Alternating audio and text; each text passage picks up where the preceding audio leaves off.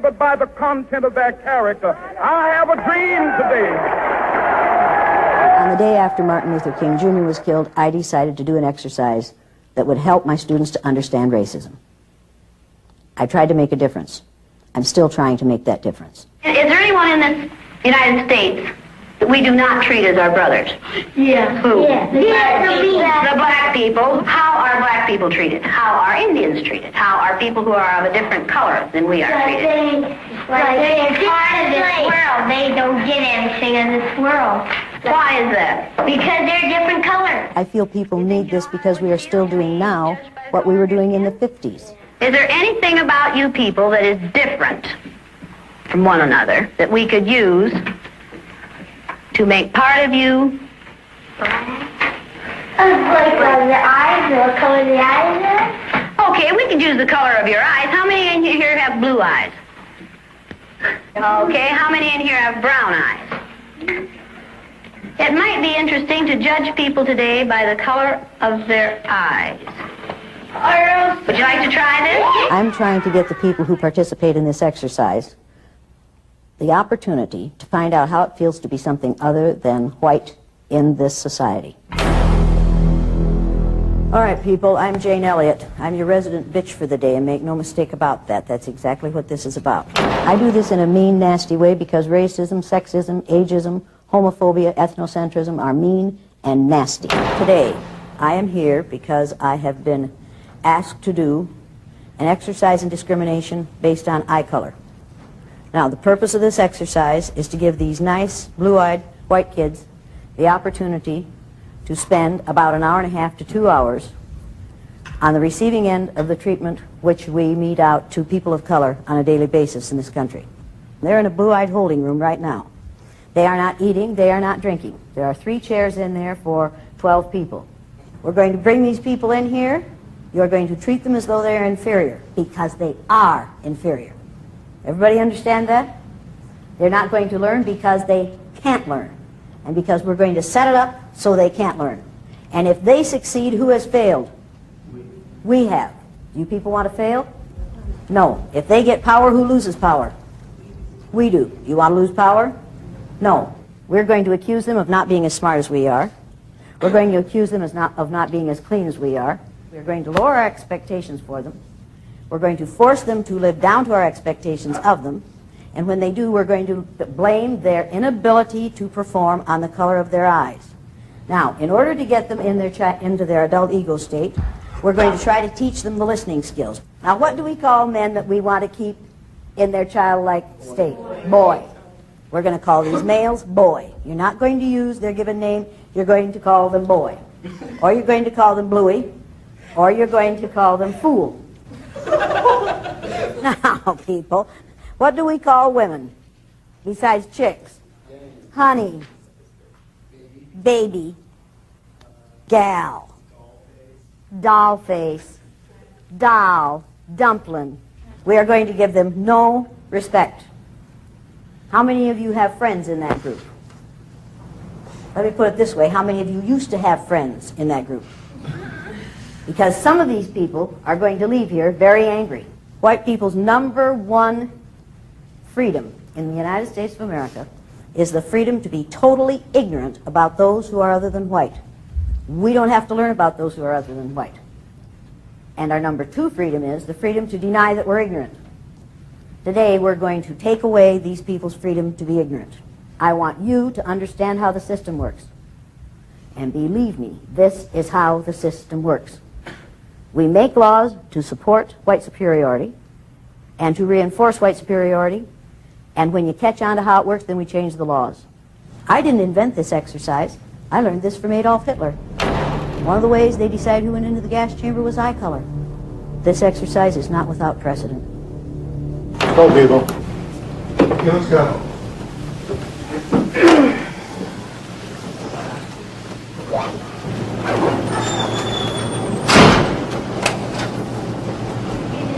Now look at this. Watch him.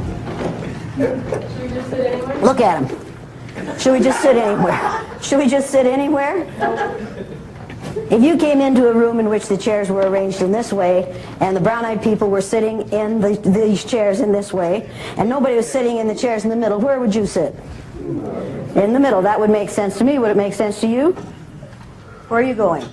Get in the blue-eyed section. The blue-eyed section is in the middle of the room. Get there.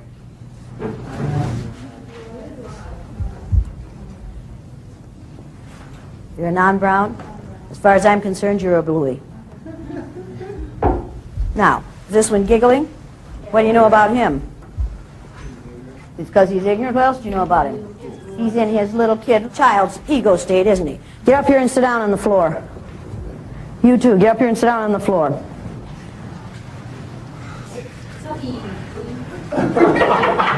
I was really tired when I entered the room, but I didn't have any expectations. I was just sitting there and wondering how it could be an emotional experience. On the day these white kids are in this exercise, they see themselves as other people see them for the first time in their lives. What are you going to do? Sit here until you tell me to do something. See what he's doing? I'm a girl. See what she's doing? It didn't take very long before intimidation set in, and before my buttons were pushed. Now, while I've been talking, some of you have been sitting there reading the signs. I'm not going to put up with that any longer. So you in the back row, stand up and read the first sign on that wall back there. Only brown eyes need apply. Read it so we can hear you. Only brown eyes need apply. Next. Why can't a blue eye be more like a brown? Read it again. Get it right this time. Why can't a blue eye be more like a brown? Read it again. Get it right this time. Pronounce each one of those words correctly as they're written. Why can't a blue eye be more like a brown? Next. I'm not prejudiced. Some of my best friends are blue-eyed. How many of you have ever heard that one before in another form? Oh, yes. Favorite claim of liberals, right? I'm not prejudiced. Some of my best friends are black. Has any person ever said to you, any good liberal person ever said to you, when I see you, I don't see you black? Every day! Every damn day! How many of you have had that experience? When I see you, I don't see you black. And what do you say to them when they say that? But I am. But I am. And then what do they say? They say, but I don't see color. I don't see color. How many of you think they do see color? Well, people, if they didn't see color, they wouldn't say, when I see you, I don't see you black, because they wouldn't see black, would they? You can't say, I don't see color, because then you'd be seeing in black and white. And that would be a really weird world to see. If everything was black and white, we would be some really messed up people. It happens to me on a daily basis in the institution I'm at, and there's really no way around it, because whether people do it intentionally or not. Do you know the physical aspects of the listening skills? Afraid not. You're afraid not? What about you? Definitely not. Definitely not. What about you? A bit. A bit? Yes. A bit? Yes. Well, tell me what the bit is that you know. The bit that I know is that you stand up straight, you look at the person who's speaking, and you pay attention to what they're saying. What if you're sitting down? I am sitting down. Then you can't listen, right? You can listen by sitting down. Oh, you just said you stand up straight? I said you sit up straight. Did she say you sit up straight, or did she say you stand up straight? Is this a universal problem with blue-eyed people? You have a paper and pencil with you? No. Do you? Over in my bag, maybe. Over in your bag? Yes. Why is it in your bag? Because that's where I keep it. That's where you keep it. When I'm Why not did you put using your it. paper and pencil over there? Because I did not know when I was going to be needing it. You came to a learning experience, right? Yes. Did you ever go to a learning experience before? Yes. Did you ever take notes? Yes. What did you use? I used a paper and pencil. Paper and pencil. And did you keep it with you so that you could take notes? Yes. Yes. Why didn't you do that this time? Because I was not planning on taking notes. You weren't planning on taking notes? You No. think you can remember everything that's going to be done in here and said in here? Not word for word. Not word for word, so what should you have done? I Probably, she's going to say, I probably should have done it right. What should you have done? I should have brought my paper and pencil over here and kept it with me That's the entire right. time. That's right. You're acting angry. I am angry. What are you angry about? I'm angry that you're yelling at me. Do you hear me yelling? This is yelling! Have I done that yet? Okay, you're using a stern voice and Are it's making me angry. are you defining me? No, I am not defining Is she you. defining me? Does she say I'm yelling when I'm not? Perception is everything. Do you feel like I'm yelling at you? Yes. Yes, why? Because you're using a stern voice. A stern... Honey, it isn't my fault you're stupid. Would you like me Now, to go get my paper and pencil? I wouldn't like you in any way, shape, or form. Okay, then that's fine. Let's get that understood here. Okay. This isn't a matter of whether I like you or not. Repeat after me. One hen. One hand. One hen, two... Not hand. Hen. Hen. Hen. Lays eggs. One hen. One hen. One hen, two ducks. One hen, two ducks. One hen, two ducks, three squawking geese. One hen, two ducks, three squawking geese. One hen, two ducks, three squawking geese, four limerick oysters. One hen, two ducks, three squawking geese, four Hemerick oysters. Hemerick oysters? I'm sorry. Limerick oysters. Limerick oysters. One hen, two ducks, three squawking geese, four limerick oysters, five corpulent porpoises. You can remember everything, honey. No, This I isn't hard for you. Go for it. One hen, two ducks, three squawking geese, four Limerick oysters, five, I forget the other one. Do you wish you had a paper and pencil? No. Do you think you're going to need one if I keep testing you on that? Yes. Then are you going to wish you had a paper and pencil? Yes. Yes. So in the future, what are you going to do when you go to a learning situation? Bring a paper and pencil. And keep it with Me. you. Did you learn anything? Yes. Do you appreciate what you just learned? Yes. Did you like the way it was taught? No. No. Any of the rest of you ever taught in that fashion? Yeah. Yes. And did you have to express appreciation for it? Yeah. Did you learn something from her example? What are you crying about? Sorry. What are you crying about? My feelings were hurt. How are your feelings hurt? Just weird. Should I feel sorry for her? I don't expect you to. Should I feel sorry for her? Some of you are thinking, oh, this is too harsh for this young woman. James Byrd, black man in Texas, dragged to death behind a pickup truck by three white males. Matthew Shepard, young man about you're a little younger than you are, had the misfortune to be born gay, beaten with a pistol about the head until they cracked his skull. And then they hung him on a deer fence and left him there overnight. And somebody coming along on a bicycle the next day saw a bunch of clothing hanging on this deer fence, and they went over and started to take the clothing off the deer fence and found a body in the clothing. I'm sorry, but those things happen because we live in a society in which people are allowed to treat those who are different in an ugly way because of their differentness. I cannot shed tears for a young white female in this exercise who knows that this is an exercise, who knows that it's temporary, who knows that she's getting a college credit, 1 hour of credit for being here. I'm sorry. I have to save my sympathy and my empathy for those who go through something much worse than this every day of their lives. Tears were coming in my eyes, and when I saw these people crying, I'm like, but it wasn't for them. It was for the fact that I know people who are going through that right now while we were sitting in that classroom and had the privilege and the time, the opportunity to be going through an experiment, that there are people outside who go through that 10 times worse than any student of color in that room. You? No. Do you? Yes.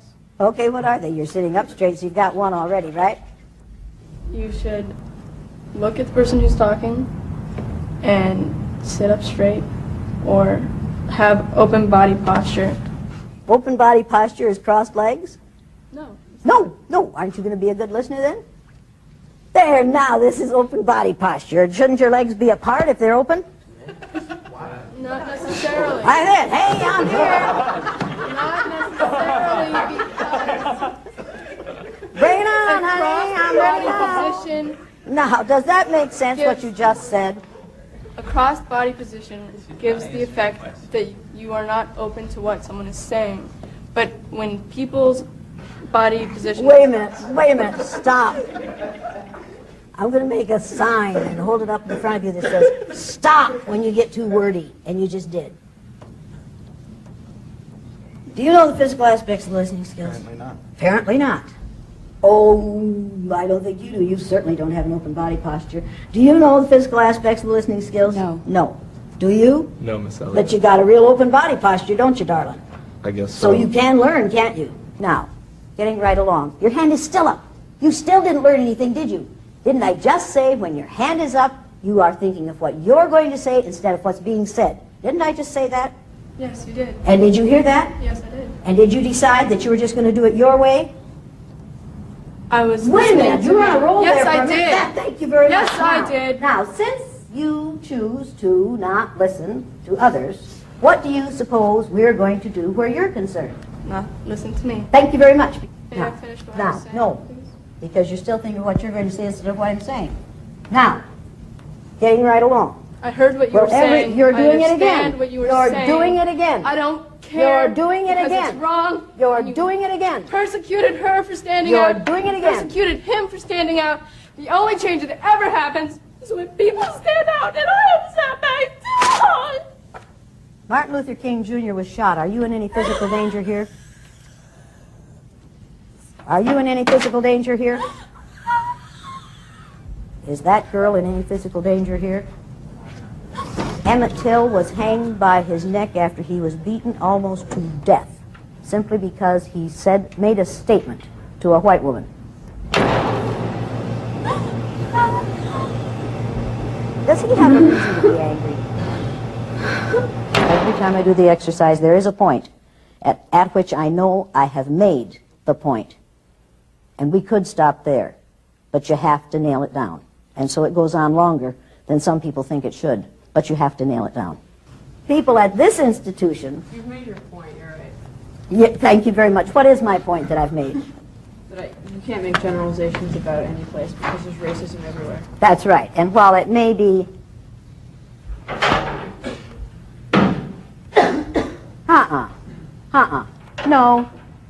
No. You don't come back in here until you've apologized to every person in this room. Because you just exercised a freedom that none of these people of color have. When these people of color get tired of racism, they can't just walk out, because there's no place in this country where they aren't going to be exposed to racism. They can't even stay in their own homes and not be exposed to racism if they turn on the television. But you, as a white female, when you get tired of being judged and treated unfairly on the basis of your eye color, you can walk out that door, and you know it won't happen out there. You exercise the freedom they don't have. If you're going to be in here, you're going to apologize to every black person in this room. And do it now. I'm And the sorry. Latinos, every person of color. Racism, this country. Bullshit! No, you're not going to say, I'm sorry there's racism. You're going to apologize for what you just did. I will not apologize because it is Out. not a matter of race always. Out! Out!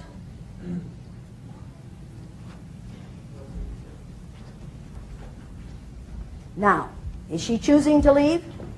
Yes. She could apologize and stay. I won't play the wrong game anymore. It ain't gonna hurt her. It's not gonna hurt her to apologize. Yeah, let's talk about that. What's going on in this room alone? Once she leaves it, that's it. It's over with. Okay? It ain't gonna hurt her. Is it gonna hurt her? She, according to her action, it's killing her. Yes. It's killing her. But these people, they felt like it was somewhat traumatic. And I'm thinking, how is this so traumatic when they weren't cursed? Nobody was throwing anything at them. They weren't hit. They were just getting upset over minor stuff that happens to us every day, but they don't realize it. One of our students left because she had the right to make the choice whether to stay or go. Students of color do not have the right to make the choice. Her walking out showed frustration, not only of her as a white person, but of many people of color. And I kind of think that if somebody didn't walk out, that it really wouldn't articulate what we want to do every day. We all want to walk out. We all want to get away from the problem, but we can't. You think she's learning anything in the hall? Probably not. Probably not. Did she choose then not to learn? Yes. Yes, because the learning situation is not one in which she feels comfortable or in which she feels secure, so what does she do? Leaves. Things are better than they were when I was 13. They're not as good as they were when I was 50. Now, I want you to take out a clean sheet of paper. Don't tear it out, just turn the page. On the top of the next page on your writing tablet, I want, at the left-hand side on the top line, I want you to write the words, how they looked. Then I want you to write 3 adjectives describing how the people in the other group looked to you during this exercise. Everybody put your eye color, brown or non-brown, at the top of that paper. People in the middle put non-brown. People on the outside put brown. All right, now leave 3 lines under your last adjective. Leave 3 lines and put the words, how I felt, on the next line. How I felt. Read yours. Foolish, apprehensive, sad. Foolish, apprehensive, sad. How many of you were sad? Anybody sad? What were you sad about? That you would teach this in the manner that you chose. That I would teach this in the manner that I chose. Then, Kind of like fighting fire with fire. yeah, but that works. When people go through this exercise, I see this happen every time. It's very similar to going through the 5 stages of grief. First they deny that what I'm saying about them is true. Then they get angry. You've seen that happen? Then they go into the bargaining stage. Then they get depressed. Then they accept it and go along with it. What have you learned, honestly? I've learned a lot of things. I've learned that you can compare the stages of loss to the loss of power. And Does that sound logical to you? Yeah, it does. Yeah, is that what happened in here this morning? Yeah, I'd say so. Is that sick? Yeah. Yeah, that's sick. Yeah, that's sick. And if it's sick in this room with this many students, well, there's this out of here on a daily basis. I feel that you're making an assumption that the biggest hurt is through black and white issues, and that might be true. However, I feel that there are those who have gone through a lot of pain and prejudice by not being black. It has nothing to do with a race issue, but has to do with every other issue. And so it seems like you're assuming that he has hurt more than I have simply because his issue is more prominent than mine. And do I know what your issue is? No. Do I know what his issue is? You're making the assumption that yes, but you don't know his day-to-day. Carrie doesn't want to hear. Carrie wants, I think, that Carrie is determined to see this from her own agenda, and no matter how often you tell her, you have choice. People of color have no choice, Carrie. She can change her clothes, she can change her hair, she can change her ornamentation. People of color can't change their color. I think I have experienced enough of my own pain to be able to say that on the inside, how different could we really be? And I felt like when I was in the middle group, all of my previous experiences with judgment and prejudice, etc., were being invalidated. Stand up here. You stand up. Stand right here. Right. You stand right here. Now, you folks see any differences here? You see any differences here? It's a perfectly logical question, do you? What's the first one you notice? What? Sex. Sex. Is sex important to you? Let me put that another way. Let me put that another way. Is it important to you that you're male? Yes. Yes. Why? I feel strong, powerful. Your gender is important to you. Yes. Do you want to be seen as a male? Yes. Yes.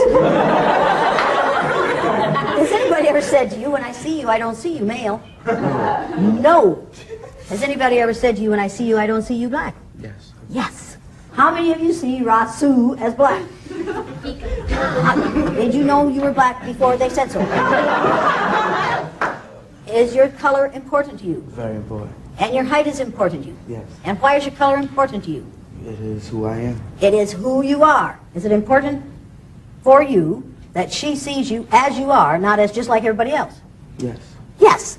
When you say to a person of color, when I see you, I don't see you black, I just see everybody the same. People, think about that. You don't have the right to say to a person, I do not see you as you are. I want to see you as I would be more comfortable seeing you. I wanted to make it clear to the class that the first thing we do see is black and white. Maybe it's a good thing, maybe it's a bad, but it's something that we have to come to and say and agree and just be open with it like, yes, he's black, I see it. Rasul came away with the knowledge of how the power system works. And that's extremely important. And I think with the knowledge that it isn't his imagination. We live in different realities, but when you deny what this person is going through or what this person is going through, you're denying their reality. We are as different on the inside as we are on the outside, and we have the right to be so. People, don't deny differences. Accept them, appreciate them, recognize them, and cherish them. They are extremely important. I think the exercise does indeed make them more aware, and I think it does indeed make them allow them to have more empathy. I know it does. I think it changes the way they think about themselves and their environment. I think it changes the way they perceive others. I think it changes the way they perceive their own power. The exercise is over.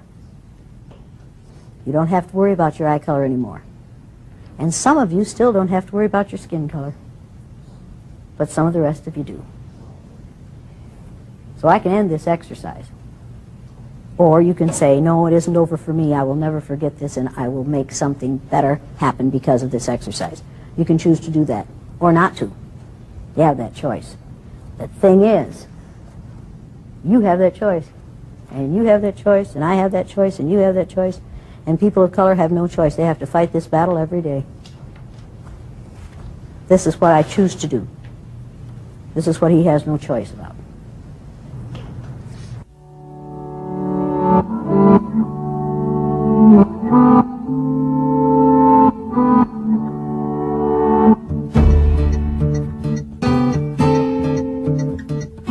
I think they're going to make a difference here. This is the real world. And when they leave here and go into the so-called real world, I think they're going to carry that decision and that commitment with them. Because once you make a little difference, then that encourages you to keep on. I think that I see things completely differently now. I got to experience some of my own strengths and weaknesses. I got to experience some of my sensitivities, and at the same time, my ability to still stand up even though I felt like curling into a ball. At the end, I felt very powerful. My roommate has said to me, you know, I've seen a different person in you, that you change a little bit, and that it is my duty to change society, and it is my duty to do what I have to do to make sure that my children don't go through the same shit that I've gone through my whole life. Every experience you have is an opportunity to see yourself in a new way. And if you close your mind to that, if you say, I didn't learn anything from this experience, and I say, sucks to be you. When am I going to quit? When racists quit.